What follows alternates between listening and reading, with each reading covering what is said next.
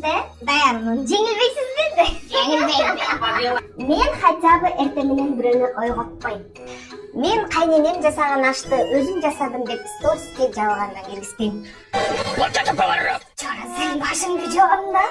Мен хотя бы уулумду келинден кызганбайм. Хотя бы менин күйөөм такка болушун эмес. Мен хотя бы жашырынып кызыма акча бербейм.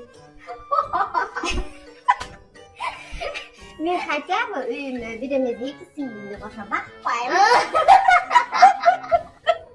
Мен хотя бы келин кылып алып атканда кызымдай жакшы көрөм деп айтпабы, кайра келин деп айтпайм.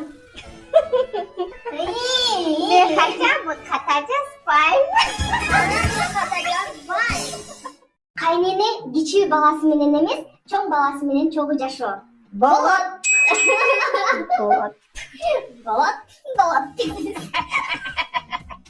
Келиндин кеч туруп, эртең менен тамак жасабай койгону. Болбойт. Келин кайнененин көзүнчө күйөөсүн эркелегени.